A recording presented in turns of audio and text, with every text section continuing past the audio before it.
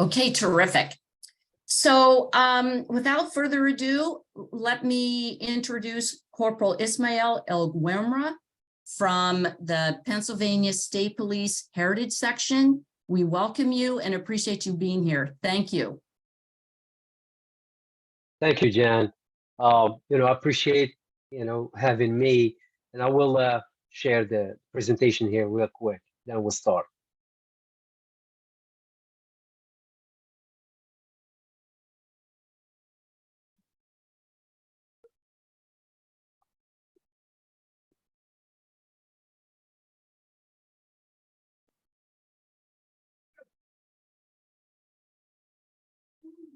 There we go.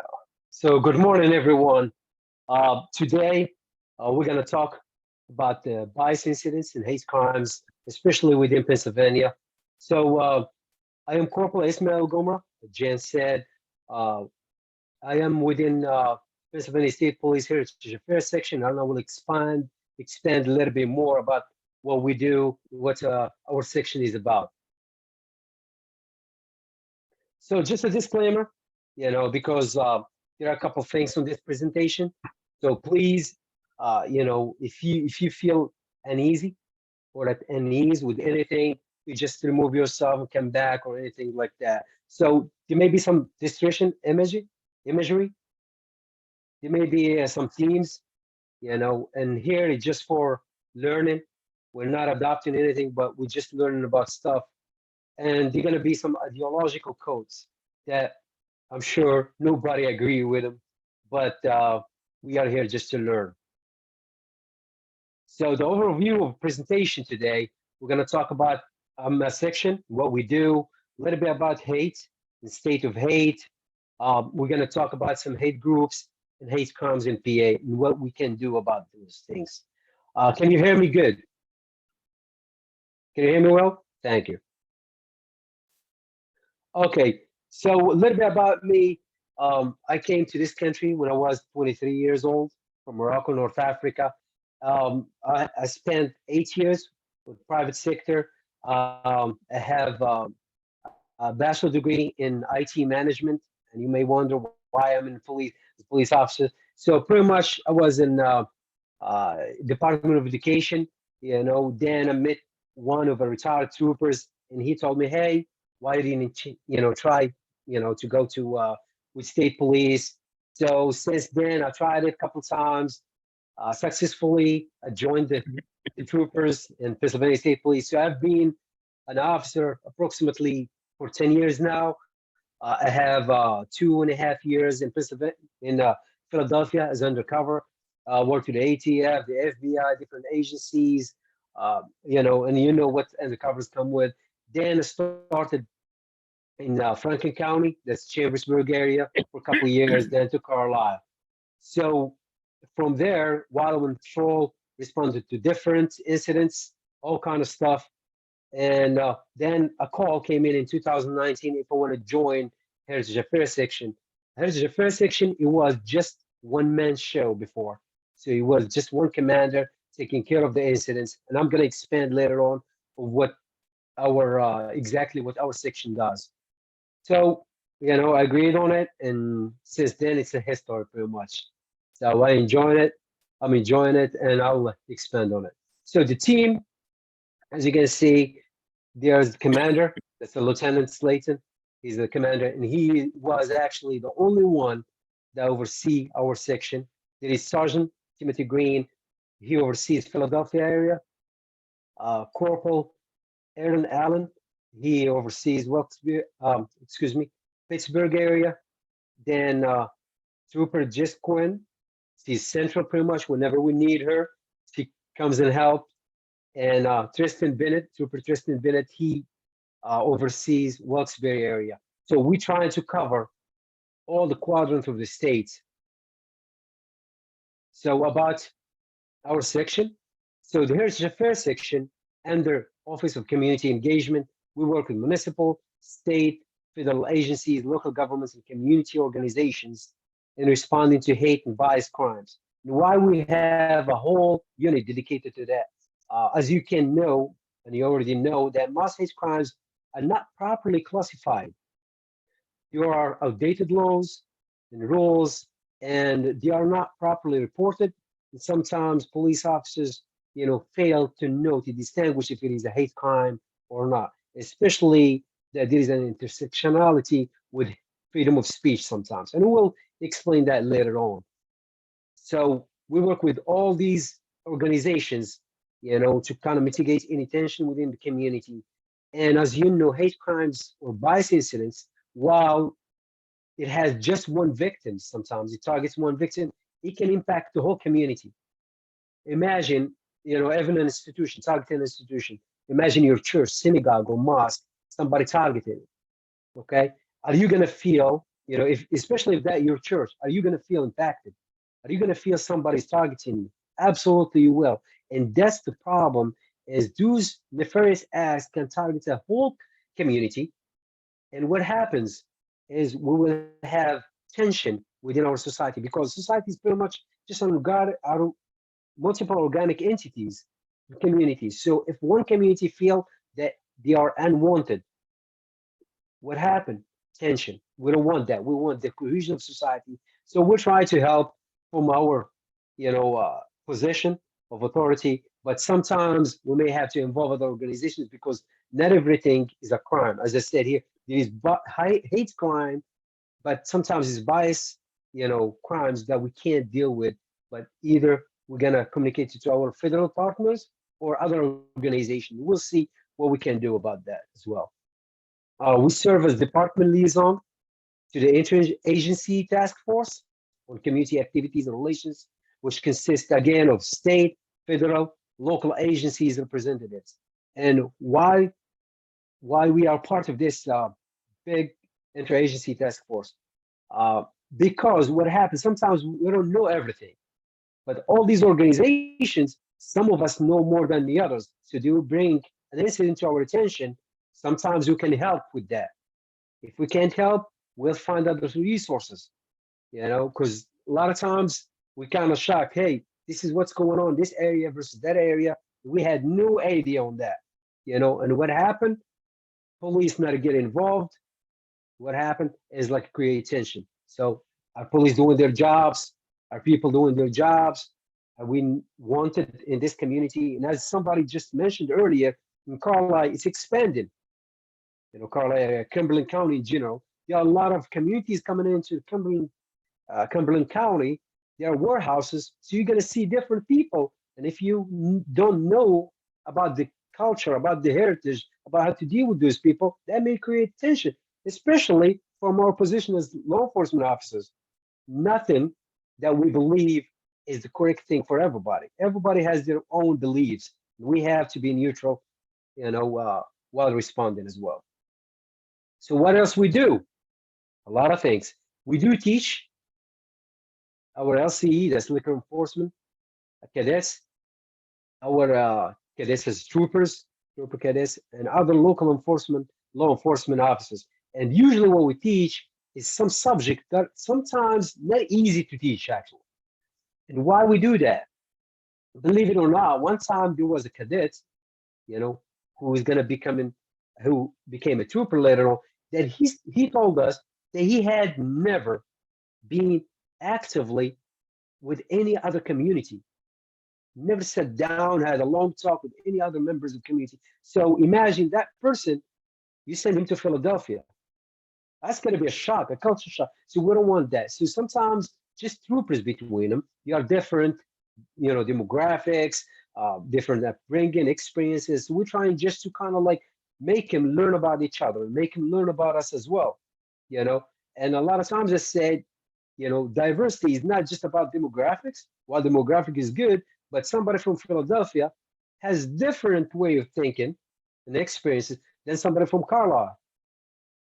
And I'll tell you what, when you gave me a horse on the roadway, I have no idea. I'm not good with it.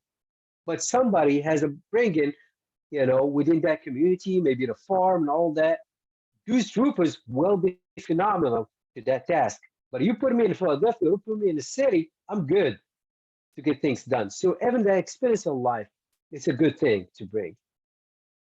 And that's some of the stuff that we teach our police officers.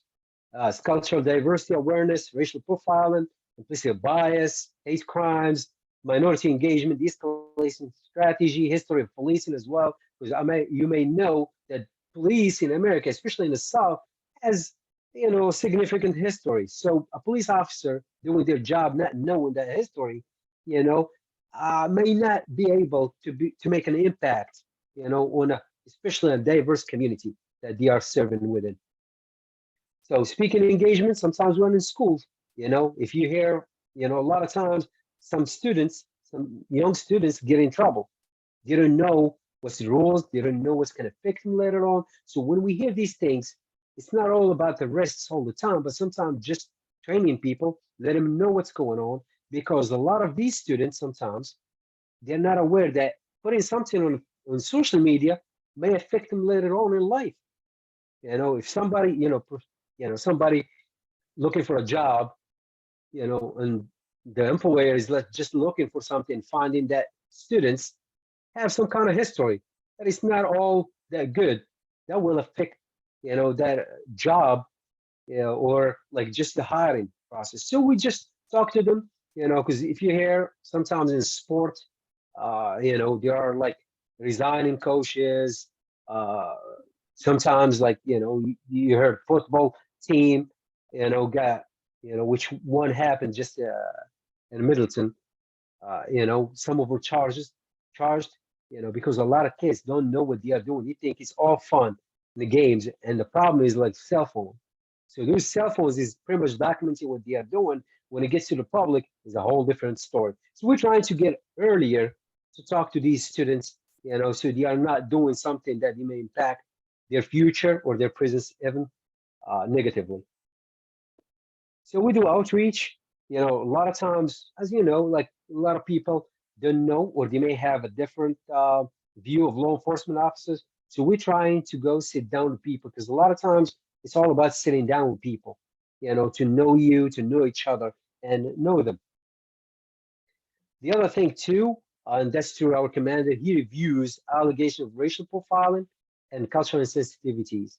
So if somebody from the community have an allegation against the trooper, there are multiple units that look oversee that.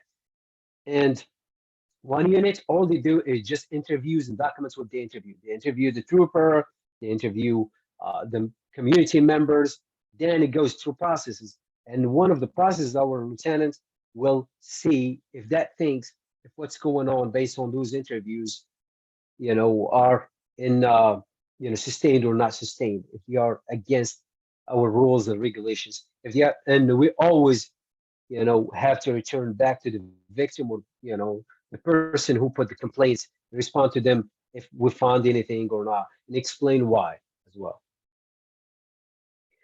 We are part of tension response team. As all the First Amendment protects the rights of people to assemble and express the views, through protest. So protesting is not illegal in its sense, but what happens sometimes is, if we're not talking to people, we're not sitting down with them, if we're not making sure about their safety, about answering any concerns, that can be leading to that, burning things, hurting people, destroying of property, which we don't want, because that's become criminal. It does not become protest. So, and sometimes what we do, we just talk to the community members, especially the leaders, and we talk to our troopers. We may have our troopers on a ready status, along with other partners, law enforcement. We may have just one car for the safety of the people protesting, but we may have all troopers away from that area, ready if something happened. Because here is the thing, all it takes is one person from the crowd, for example, throwing something at the store, burning the place, hurting somebody, throwing a rock at one of our members. Now what you have a criminal act. What you gonna do now? Are you gonna target all these people, even though they are innocent? So that's a dilemma for us. So the main thing is we're trying just to kind of like avoid that and ask people, the leaders, hey, can you stay within this area? If there is any safety concerns, any intelligence, that's you're going to be targeted. But sometimes there are counter protesters. We want to make sure that everybody's safe. and they and express themselves. So that's where we come in, you know, sitting down with people and explain things. So you don't have any problems, mitigate any tensions that can rise. So any questions so far? Okay, no questions, we'll go ahead. So hate. Hate. We're going to talk a little bit about hate and why some people just hate other people. So definition first. Hate is an intense hostility and aversion, usually deriving from three elements, especially in this context: fear, anger, and sense of injury. We're going to expand on these elements here. So we're going to go with anger, with fear first. So fear. It's usually in this context lack of knowledge or incorrect information about something or someone, and inability to form own opinion, hearing things, seeing things that they are not really accurate, and making a judgment based on that. What that make people scared because it's not actual fact, factual opinion. It's not concrete facts. So without any further attempt to understand something, it results in fear, which transformed into despise and then converted into hate. We are afraid from things that we don't know. So the fear in itself is an emotional response to something that may cause pain or threat. So once we feel that that person may be threat or fear or a threat or may cause us pain, that when we have fear. But sometimes fear is a psychological response that is okay, but not with people. I'll give an example. Say a child, you tell them don't touch fire, don't touch flame, you know. So one day, if that child touched flame or fire, what's going to happen? That child will never, he or she sees that flame, to be like, no, I'm not touching it. But that cannot be applied on people. You may have the community, they're nice people. You have one committed a crime against that person, against you, or you saw it in the media. Now, what happened is sometimes people say, oh, that community is like that, which is not correct. So the fear of that community, the fear of that person or that entity. Next thing is anger. And a couple of years ago, we had a lot of, hates against Asians, a lot of crimes against Asian population and Asian citizens. Excuse me. So we're going to talk about anger. Since the beginning of the pandemic in 2020, actually, there have been, excuse me, there have been 9,081 anti-Asian incidents reported across the country. And I highlight reported. I guarantee you, there are a lot that not reported. Even I knew some that were not reported. You talk to the person, be like, can you please report it? You say yes, yes, and sometimes I don't feel like it. So there is reluctant from some people to report incidents. We want to do is incident reported. Now we'll explain why later on. As a result, President Biden signed the COVID-19 Hate Crime Act, if you're aware of it, that aims to address anti-Asian incidents. And pretty much the legislation directs the Department of Justice to accelerate reviews of hate crimes incidents and provide more guidance, to multiple entities, the local, state, and other organizations to report crimes easier. Because there wasn't a lot of reporting, and still there is not a lot of reporting done. So anger pretty much is a strong feeling of annoyance, displeasure, and hostility. And all these feelings pretty much are strong ones. So we go into next, where you see possibly what's going on now. A lot of IT, big companies, are firing people or cutting them from jobs and all that. So some people, in some circumstances, may lose their job, may divorce, may get divorced, may have like some kind of problematic things in their life, which gave them that sense of injury. So there is the fear, there is anger, the sense of injury of something that happened. So people sometimes will look for that scapegoat, the reason. They're trying to kind of figure out what's going on. So studies actually shows that low-skilled immigrants workers and low-skilled native-born workers take on different jobs. But a lot of people may blame immigrants for taking their jobs. Just one of the examples. The top 3 jobs for immigrants worker without a high school diploma: maid, housekeeper, cook, and agricultural worker. While the top 3 jobs for native-born workers without a high school diploma: cashier, driver, truck driver, and janitors. In a whole different way or kind of jobs that taken from both sides. But some people may feel, just in this context, that the immigrants are taking their jobs. That's why that person lost the job, or divorced because either financial, either some kind of love relationship with somebody else. So what they're gonna do is they're gonna blame that community. So there is anger, there is fear, and anger, and sense of injury. So as I said, now you have that. So there's people, while they're trying to make sense of things, the problem that we have is some of them, they will go and listen to some extremists like NCM. These are hate groups that I'm going to talk about a little bit. I'm not going to talk about all of them, but just some, some examples. And these guys, pretty much, these are against immigrants. They say all non-white immigration must be prevented. We demand that all non-whites currently residing in America be required to leave the nation forthwith and return to their lands of origin, peacefully or by force. NSM, that's that American National Socialism. We dealt with them in PA as well a couple times.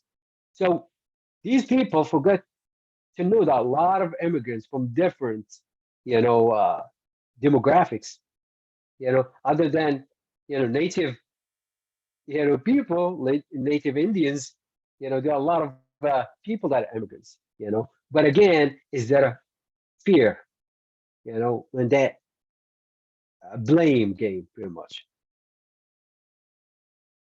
Another one, I mean, as you see, sometimes, Spencer, you see him, like, in some universities and all that, well dressed, nice haircuts and all that. So some people may cling to them, but they don't know what they are reading and what they are adopting, what kind of ideas. He said that Martin Luther King Jr., a fraud, degenerate in his life, has become the symbol and synthesis of white disposition and the deconstruction of Occidental civilization we must overcome. So pretty much anybody that is not white, he does not like him that much, to say the least. But the problem that we always have is when these people that were afraid, that were angry, that they had that sense of injury, cling to these ideas and become even dangerous. Because some people just talk, but some people from time to time may take some kind of action to start even killing people. We never want that. And there is an issue that we have as law enforcement officer. A lot of people can say whatever they want to say. Freedom of speech. All we can do sometimes is just to disrupt those groups. And even monitor them, it has to be within their rights. We can't monitor everything. We have to be really cautious about what we do. So what makes them join?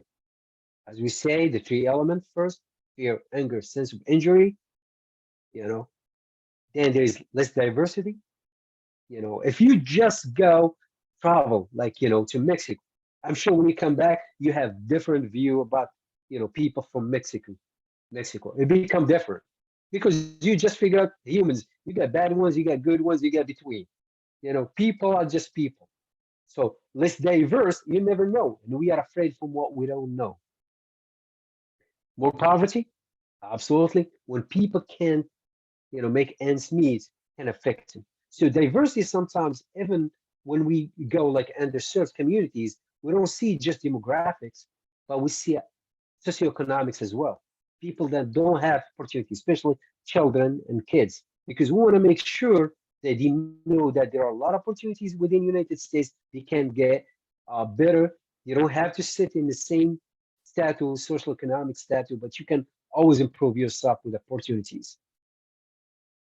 Let's education, people that don't know, but educating ourselves usually helps a lot to overcome those stuff.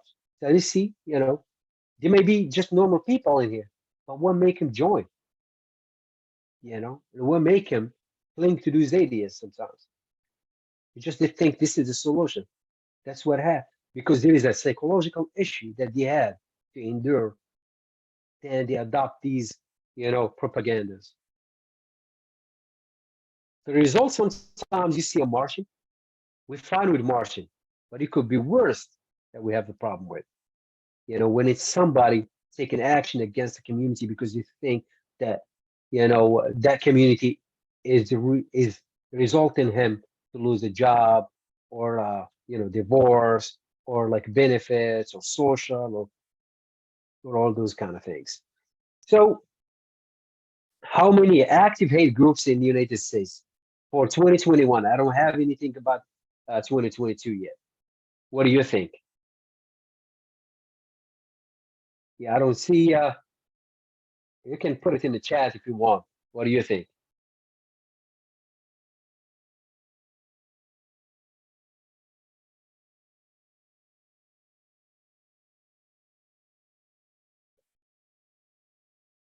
So let me just.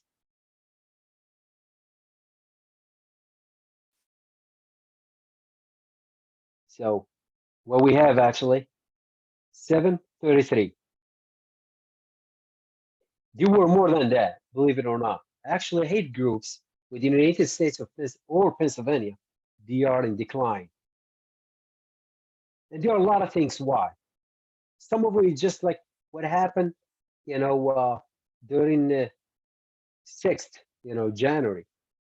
Some people don't want to be associated with that. And some of them are just not active anymore, because they're afraid the government's going to look at them, people going to see them different and all that. So what I'm talking about here, the active ones, some people, can be, but non-active. What do you think about groups in Pennsylvania for 2021? In decline as well. The active ones that we have, 30. They were in 40s, they were more and more, but now they are declining, as we see now. And some of them, they don't want to be associated with this stuff, they don't want to put their business pretty much public because some of them lose jobs, some of them get in trouble because of threat or anything like that. So, you will see some, even some groups changing names, trying to kind of disengage from what it was, or at least just make it publicly that they are not the same anymore. So we're going to see a couple organizations that look just fine, but they are not. Act for America. When you see that logo, it's pretty much, for me, it just looked like somebody, patriotic, love United States, to work for the benefit of everybody in the United States, but they are anti-Muslim. So Arkansas Acts for America chapter, Charles Fiqua, said, I maintain that to believe in Islam is to be a traitor to the United States. I think we need to wake up and get rid of the traitorous people, excuse me. So when you paint widely with a brush community, that's the problem. If we just think Muhammad Ali, the boxer, will change how we view Muslims. Sometimes just the association. Some people did something, that does not mean everybody. You go just to your doctor, it may be Indian, Hindu, Muslim, it could be anything. There are a lot of people in our intelligence that are Muslims. They work within the United States, and you work for, the benefit of the United States. So religion is something to ourselves. And there is a saying, if there is no religion, we will find one. The reason why, because people have from time to time those metaphysical questions why we were born, why we're in this life, where we going, why we die, and all this kind of stuff. And sometimes what happened, people will cling to whatever God, whatever they believe in, because we don't have these answers yet scientifically. But that's the belief is something personal. That's what I'm saying. More. And this is funny. American Family Association. The first time I saw it, I thought it's a logo for some kind of insurance, but it's not. So it's actually anti-LGBTQ. But even worse, I'll show you this. So Brian Fisher, is a ex-director of issue analyst for governments and public policy to 2010. He actually said that homosexuality gave us Adolf Hitler, and homosexuals in the military gave us the brown shirts, the Nazi war machine, and 6 million dead Jews. It's actually, I did read some of his stuff, and he really believed that actually the Nazi exists just because of homosexuality, because of those people, those Nazi army were homosexuals. When I read it, I'm like, sometimes like we can't grasp that. We're like, why do you believe that? But that's what he believed. Certainly, you can see it in his eyes. Like when we're talking about him, he's blaming homosexuality for giving us Hitler. There are more. The Nubians, nation of Moors. If you ever heard of them?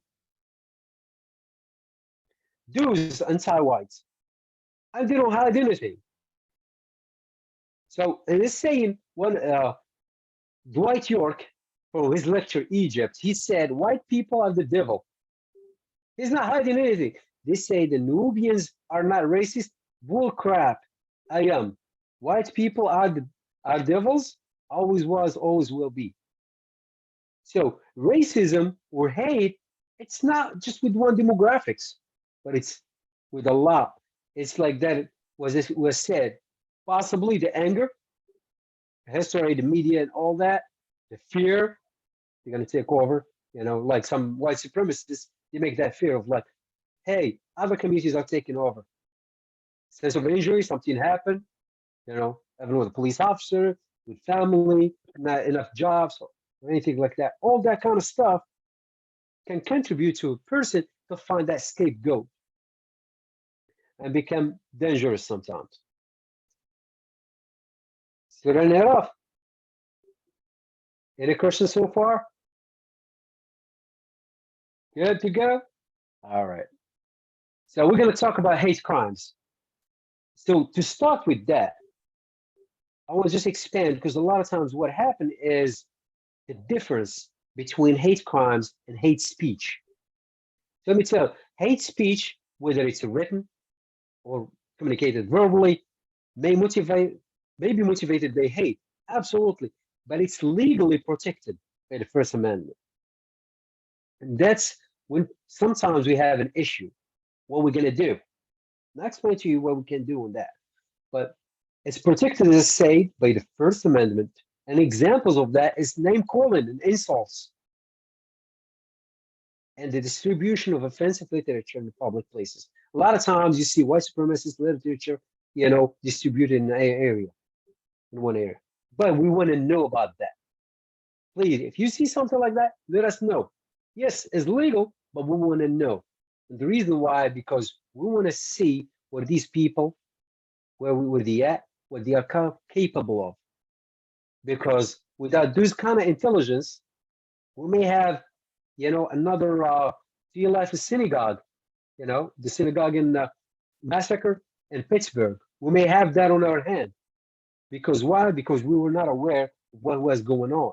Because all it takes is one person that believes in those kind of propagandas and take the next action. Because they believe that these people are invading us, or these people are the problem or the cause of their issues or their suffering. So what do you see there, like swastika?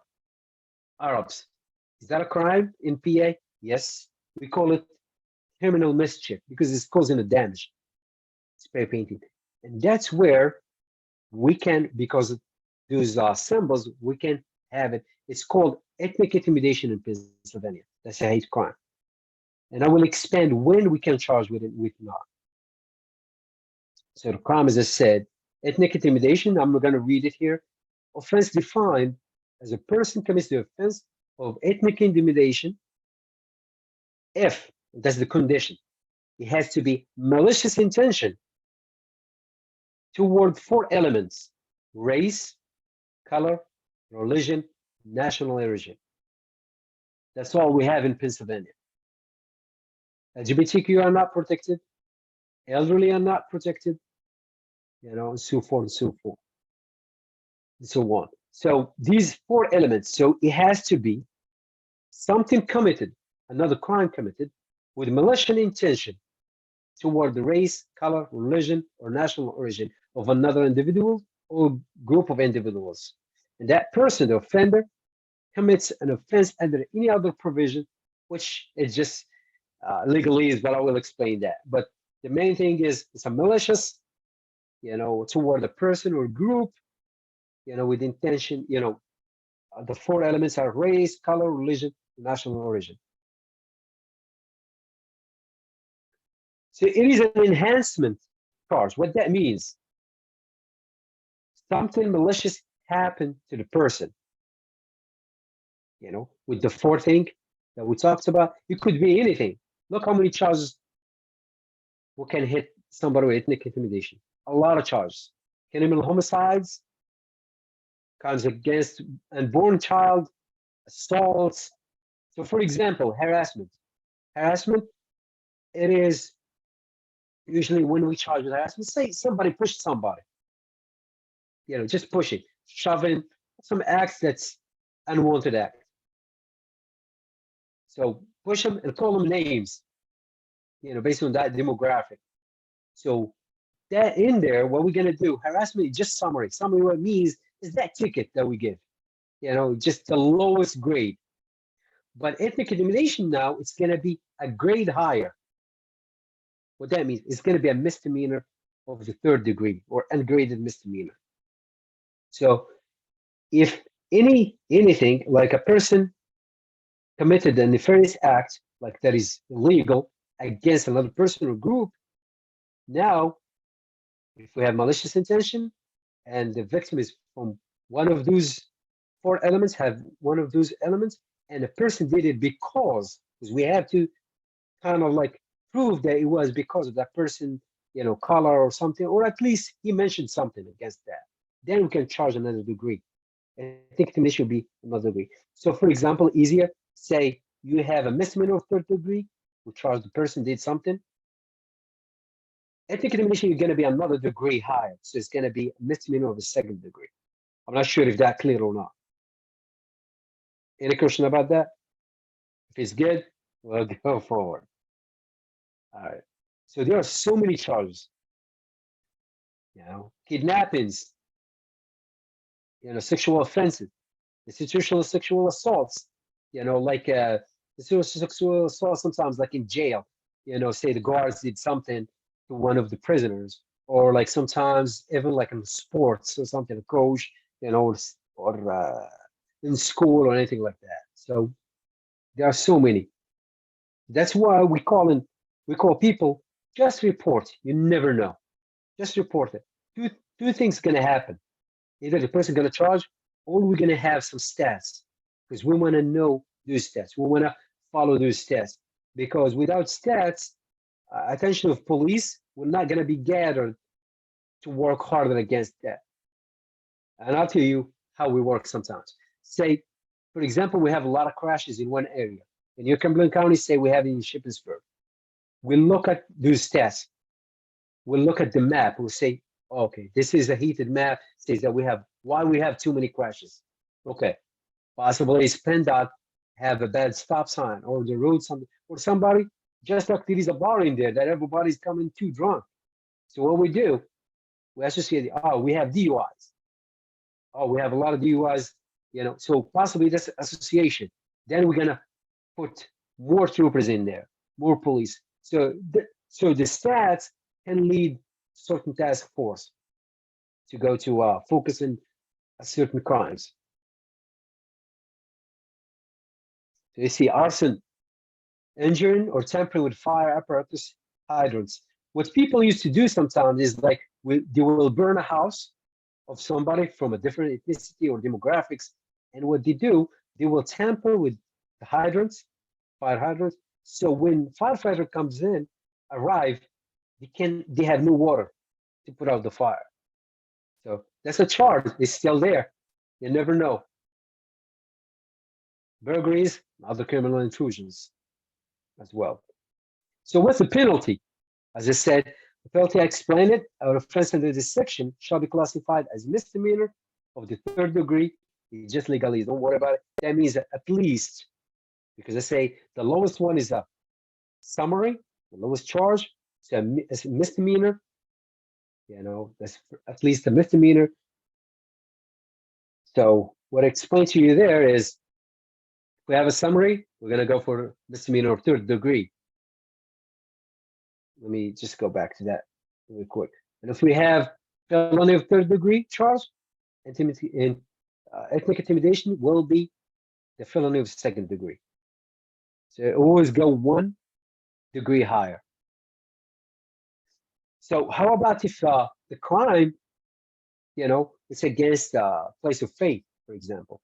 That becomes different. Not ethnic intimidation, but there is another charge.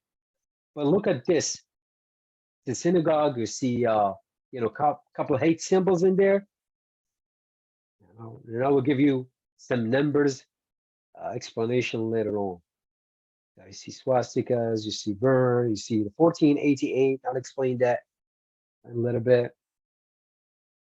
So these symbols, the 14 word. Excuse me. So the slogan is coined by David Lane, member of a white supremacist terrorist group known as the Order. So the 14 words known are: we must secure the existence of our people and a future for white children. So somebody's white may think, oh, we are doomed. We have to keep ourselves to ourselves. We can't mingle or intermix. It's just life. But those are the 14. So if you see the symbol 14, excuse me, on a synagogue or a church or a mosque or something, that's may symbolize. It's a hate symbol. And they use a lot of these numbers. I'm going to show you some of them here shortly.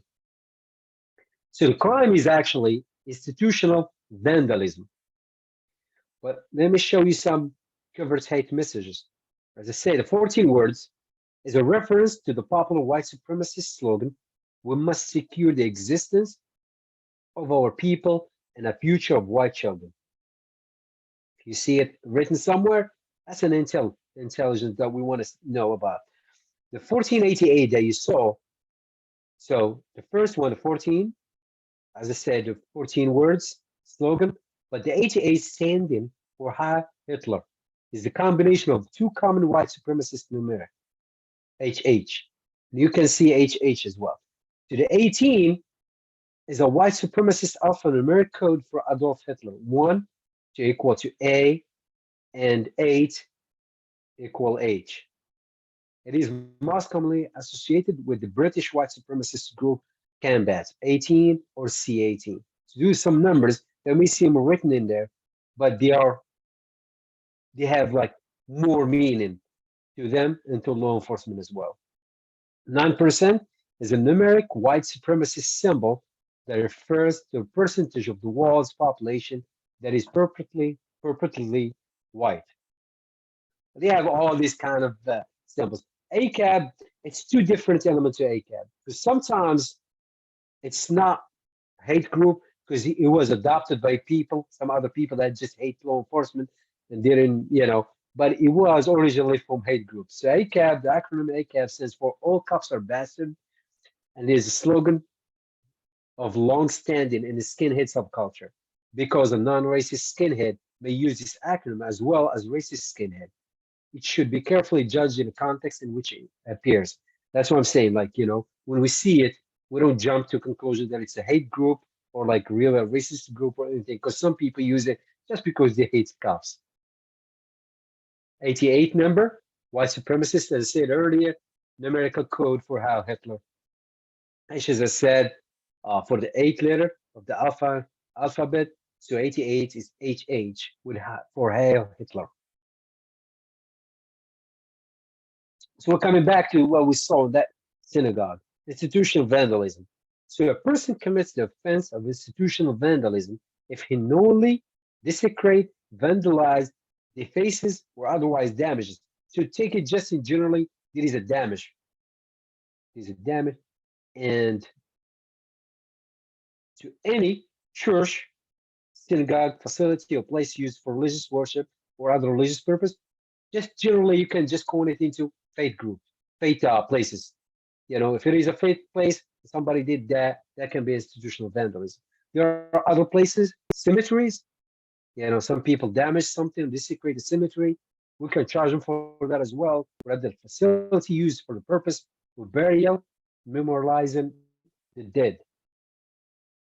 And other places too. This is more or less for schools and educational facilities, community centers, and other places. So all these places we can charge for institutional vandalism. And the good thing about this, it does not even have to be on the walls, the exact walls of that place of faith. Say, for example, we are mentioning here synagogue. So if, say, people from that synagogue, if he exit the synagogue and they can see that symbol, somebody put it on the wall that they can see in front of them, we can charge for that as well, because it's targeting the people, you know, faith of that faith of that location. Here is, and that's what the number 4 is. The grounds adjacent to and owned or occupied by any facility set forth in paragraph 1, 2, 3. You don't have to do that. I'm gonna 1, 2, 3 pretty much like the churches, institutions, and you know, places of faith or cemeteries. So any personal property located in any facility set forth, and number 5. So the penalties of that easy thing is a felony, if it is that. Otherwise, it's misdemeanor of 2nd degree. But we were talking about the hate crime for institutional vandalism. It's going to be felony all day long.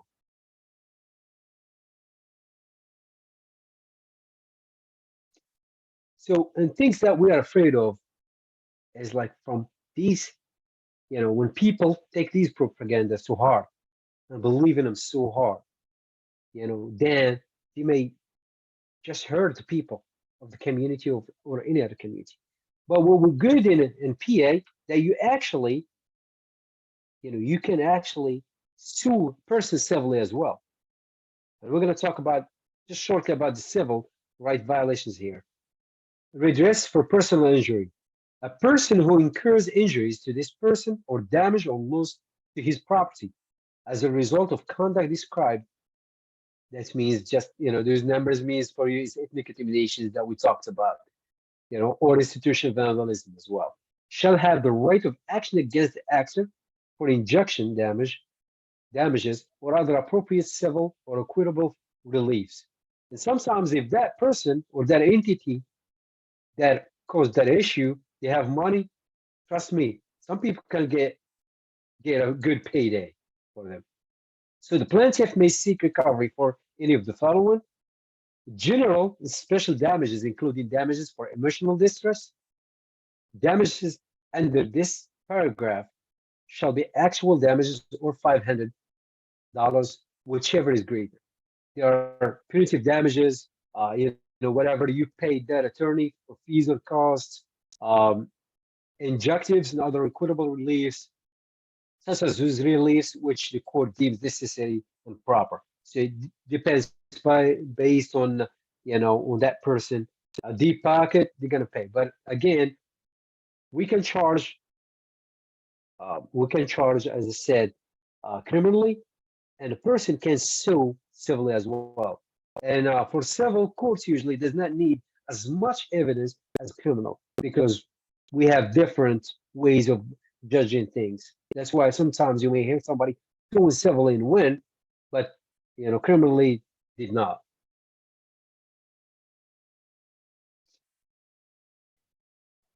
As I said earlier, the sad truth is some people may carry that action into something that is horrible. So the night of June 17, 2015, we all remember the 21-year-old man entered a predominantly Black Emmanuel M.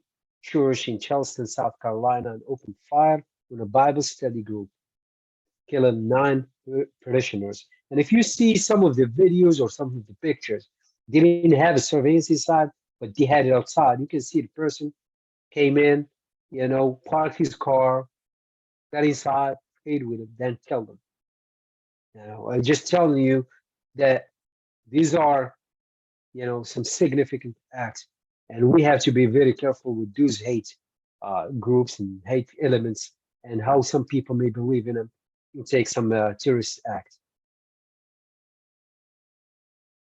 The Tree of Life Synagogue, we were involved in it as well. In 2018, armed with an IR-15 style assault rifle and at least 300 guns, a man shouting anti-Semitic slurs opened fire inside Pittsburgh synagogue Saturday morning, killing at least 11 congregants and wounding 4 police officers and 2 others. That's what I'm saying. It's just a matter of time. Someone just go crazy and start shooting people pretty much or killing people. So what do you think? How many hate crimes statewide for 2022? There is a decline from 2020. And when I see you the numbers, you will see that's not that much reported. So here it is, 262. That's a very low number. I guarantee you. So what are the top 5 counties for hate crimes? They changed from last year. That what I'm talking about, they changed from 2021, but the data that I have is for 2022. And I looked at them just by the end of the year. They're always going to be Philadelphia, the biggest city, bigger incidents, easy. Allegheny County, Pittsburgh area, that's going to be a big. Lackawanna. That was a little bit of a surprise because I've never seen it in the category. Next is Franklin County, just nearby.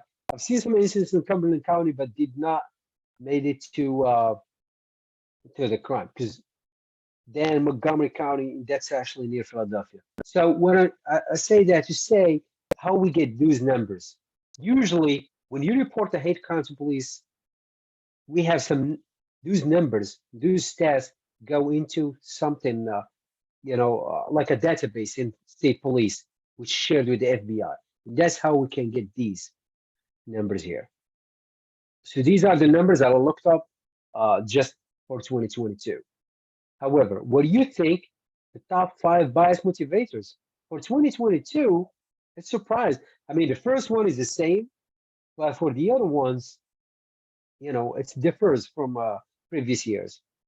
So the first one, anti-Black or African Americans, and for African Americans, the Blacks, the stats and the hate crimes against them was very high from the next one. I think it's maybe triple the data I've got. Then the next one, it's anti-LGBTQ. We kind of see that coming because a lot of stuff is coming out. So while this is not a hate crime per se, NPA, we have a block to check. If there is an incident and it was involved because somebody, he's from the group, he belongs to LGBTQ groups. So we check that box, and that box gave us some stats. Third, that comes up anti-white. We did not have that a couple of years ago, but now we see that there is a little bit of, high crimes anti-white. The next one is anti-Asian and anti-Jewish. So these are the ones that are found, and it's different. Usually it's anti-Black, African Americans, you see anti-Jewish, anti-Asian, then anti-white usually is very low, but we think there is some kind of change. But anti-Black and African Americans is way up the top. So what can we do? Um, I'm not sure if some of you are aware of Office of Governor, Office of Advocacy and Reform. Was done under Governor Wolf, and they have a mission statement that we worked with to advocate for all vulnerable people in our Commonwealth across all state governments, agencies, convening, and communities to continuously reform our policies and procedure to achieve excellence in our outcome and theirs. So it's a state agency, pretty much state entity, and we work within the state agencies, but we affect other communities as well. That's what we're aware of. So what does look like? Pushing for legislation, advocate for hate crimes legislations. As you may see, there are, as I said earlier, there is no protection in Pennsylvania for physically or intellectually disabled, LGBTQ, age, gender, and all that. But I'm not sure if some of you are aware again that State Representative Dan Frankel from Pittsburgh area there, is sponsored. He's the sponsor of the House Bill 2755, which would update the state hate crimes law. As I said earlier, you saw what we have now, just 4 elements, right? So what he want to do is, and I want to read just that verbatim. If hate crimes, if that person intentionally select, so it has to be intention, as the preview, select the person against whom the crime is committed, or the property damaged or otherwise affected by the crime, in whole and part because of the actual or perceived. So it's not the actual. If you are white and I'm thinking you are Native American, Indian, that perceived, that's what he want to do. Perceived race, color, religion, national origin, ancestry, sex, gender, gender identity, gender expression, sexual orientation, or disability of an individual or group of an individual, and commits 2 things: personal injury or property damage, usually like criminal mischief, arson, all that. So he is the one who sponsored this one. And now if you're looking, because we had some legislation pending, but when I looked last time, we have actually, excuse me, there is legislators in Pennsylvania, House and Senate now, have moved to introduce an updated legislative package to address hate crimes and to extend protections to treating communities and give law enforcement the tools it needs. Because now what you want to do, if this passes, you want to say for somebody, for example, committed a hate crime against people of Jewish faith.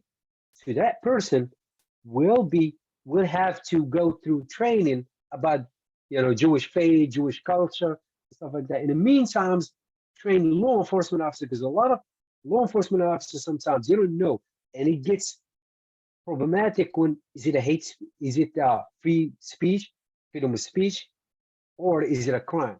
Usually, if there is an underlying crime, we can charge with, as I say, with ethnic elimination. So we're waiting for those legislators to see, but you can always, voice. I can't do that.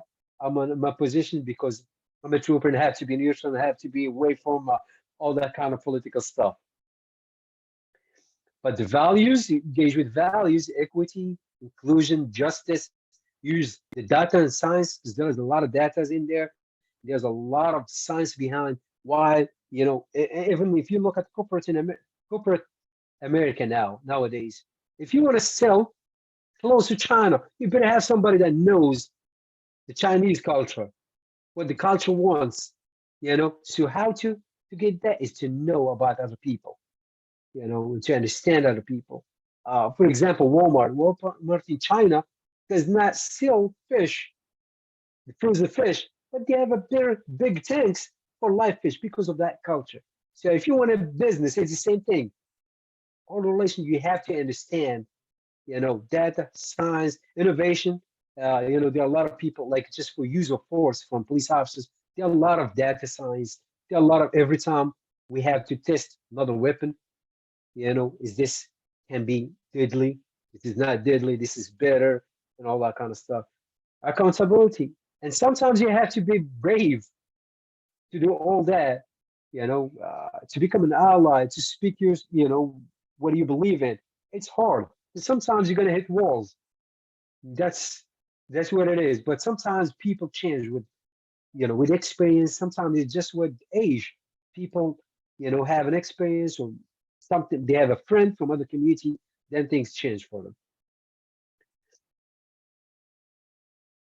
Advocate for diversity, and as I said, either demographic or either from different experiences, from different languages. I speak 4 languages, and it makes a lot of times the job for other two is easier. Okay, we have a lot of people from Canada, and we have people who died, in Cumberland County from Canada while they're traveling or working or truck driving, stuff like that. How are you going to talk to Canadian, police who spoke French? Or like family sometimes. I translate that. So that make things easier because we have a lot of, people here from different places. So that diversity helped me out because my English, my language ability helped me out to ease a lot of tension. We get in pursuits. And I was able to just talk to the person and they understand, oh, I did not know, that police supposed to do this and I'm supposed to do that. Things like that. Promotional opportunities, bring in different experiences in life, hiring practices, just the name. And you can look that up. The name by itself can trigger biases in a lot of people. Just the name. People don't look at the expertise yet. So we'll be careful with that. And you have to be persistent with all that. As I said, it's for our generation to come, to help other people to see things. Because what do we want? We want a strong America. We want the cohesion. We want to get away from the blame. It's gonna be the blame always. It's just a human nature. But we want to kind of not stay on that level always. If you're trying to, to dig a hole every day, you dig a little bit. That hole eventually gonna be big. What we can do? Support. Because a lot of times it's a hate, it's a bias incident, but we can't do anything about it. Freedom of speech, but if we show the support to that community, whether Jewish community, African community, African American community, white community, whatever the community is, we show that support, people will feel love, will feel that love. Otherwise, they may feel just shy from getting involved in society, contribute to society. And because 2 things that we see usually in law enforcement is if a person has both of them negatively, may affect it. So the one is the value of self-value, and the value of what I can do, what I can contribute with. So if a person see themselves that they have no value in this life, it's very dangerous. People become depressed. People may become suicidal or homicidal.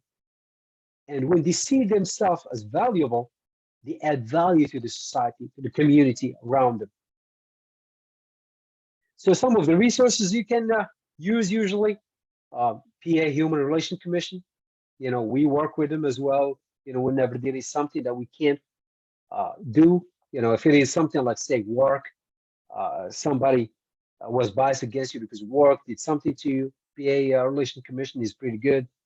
Anti-Defamation League, they have a heat map too, that you can look up incidents, you can look up even those alphanumeric stuff or tattoos for hate groups. There's a lot of wealth of information in there.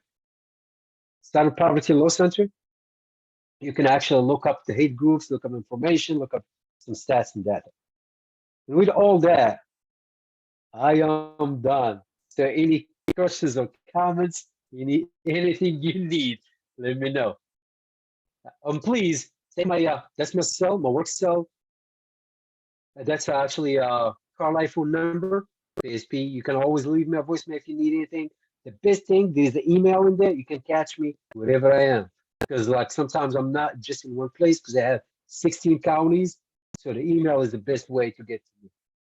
Oh, wait, if you get it, please, if you have any questions, concern, anything, I'm open for that. I'm gonna stop sharing here.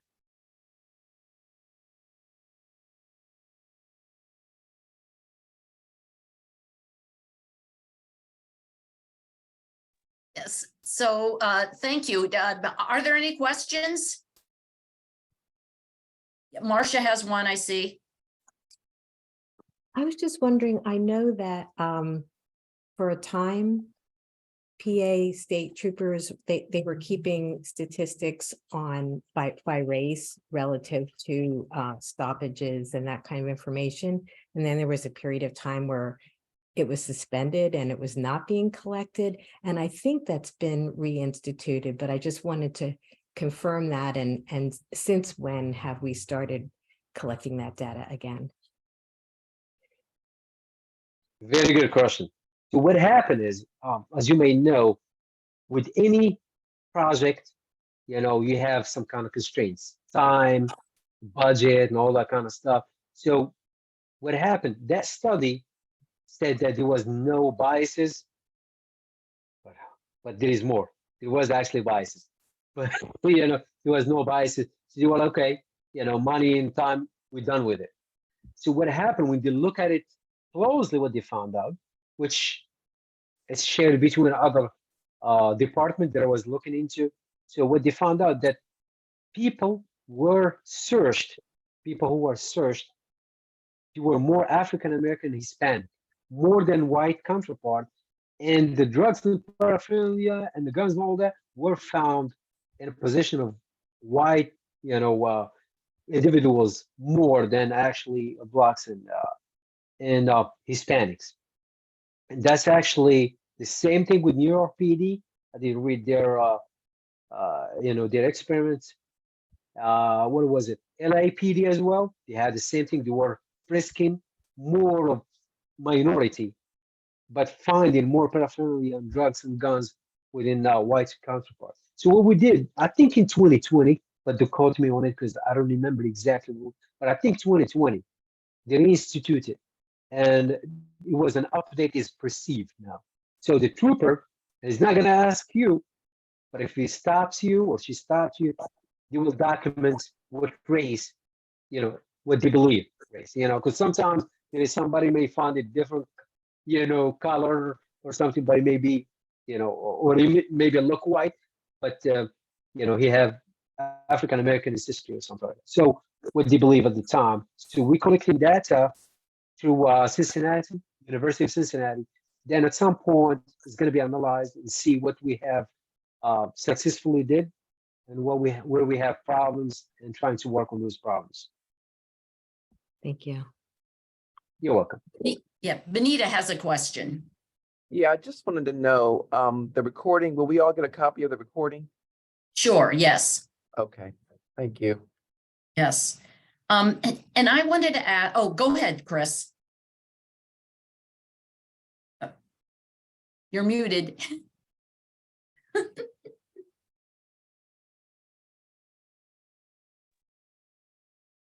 If and when, and it's really when, we encounter someone who has been harmed and they are reluctant to contact authority figures because they are discouraged or fear that nothing will happen or it will make it worse. What can we say to encourage them to take that next step, that their story is worth reporting to you? Yeah, I apologize. Did you say you encounter somebody armed? You mean armed with weapons? No, I'm sorry. Someone who has been harmed, HARM'd, okay. They have been harmed deeply and persistently and have found that any efforts they have made have not resulted in any actions. How can we say to them, this is different? Reporting to your agency is different.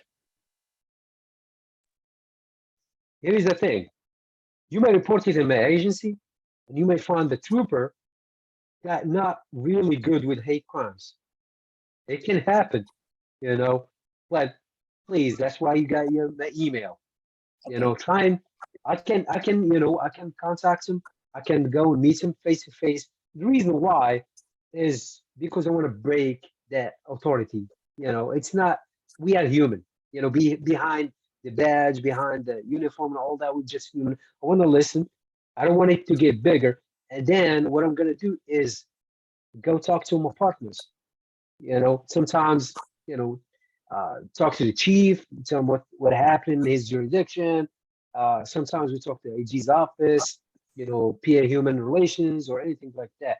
Plus, those stats are very important to us because if there is no stat, there is no crimes. Then that's not the major thing. That's the main thing. But if you see a lot of stats, you know that you have an issue and you have to work on it. Okay, thank you. Absolutely. My pleasure. And Marcia, did you have another question or your hand's still up? Oh, am I supposed to undo it? I have a new question, but I think your question is next. Oh, I wanted to ask, how do you define an active hate group?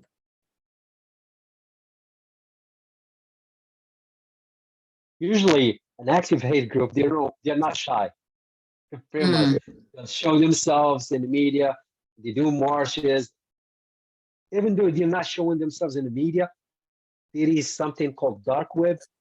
There is, like say, just chatting places like Telegram or something like that. You'll find them talking to each other and all that, and they are proud to mention, to true hate names, acronyms, and their propaganda as well. Okay, thank you. You're welcome. Marcia?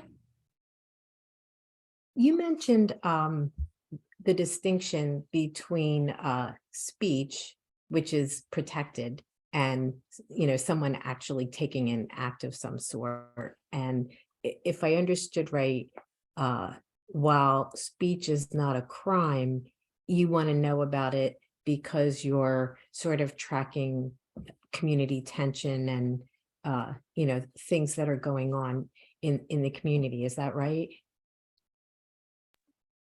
Yes, definitely. And if we can just like provide the support, any support to that, victim will do. And sometimes, and that's what sometimes some people don't know, multiple acts that serve no legitimate purpose. If it is, say, that person, okay, yes, it's freedom of speech, but he's calling names again, and that person told him to stop, and he's just repeating. At some point, it becomes harassment. We have to prove it. We can't just like write stuff and take it to the judge. Judge is not going to take it for the jury, but we have to prove that there was multiple things. It's almost like somebody texting you, you tell them stop, then they keep texting you. That becomes a crime, especially if we tell them, hey, you need to stop. The other thing too, for example, the AG's office, and I did ask them personally about this. Say they have a letter called cease and desist. Say you have ethnic intimidation, okay, and sometimes in a civil way, not actually in the criminal, and you have neighbors, they can actually put some kind of request to the court and issue a letter of cease and desist to the offender. So we're trying to kind of pretty much like see what's the best action plan, then we implement it. It needs a lot of work, needs a lot of talking to a lot of people, but we'll find a solution to that. And so when it's repeated and when you begin to see there's a demonstrated pattern, is that sort of the threshold where it crosses from, say, freedom of speech to harassment or some other type of intimidation? Usually, a lot of times, yes. However, it's going to be in the city. Say you have people protesting, and they are repeating and saying that's not going to be, anything. But you are, and these people know sometimes because they will play with this. You will come to the edge to become criminal, then you're going to stop. But we have, it's in our, we have to kind of prove it to the courts that it was no legitimate purpose, and it was repeating, it was causing harm, and just like annoyance, creates annoyance, and that which is, time and time again before, the court will take it as, oh yeah, it's a harassment. Because harassment usually is shoving, kicking, pushing, things like that. Thank you. You're welcome. Well, I see we've run over. But thank you very much for being here. Thank you to our guest speaker. Appreciated you sharing your expertise. And if Cheryl and Chris and Marsh and Ken could hang for a minute so we can as a set a meeting, that would be great. Thank to all of you for being on the call. And if you have any questions for me, again, Carlisle, CRN@yahoo.com. Thank you all so very much.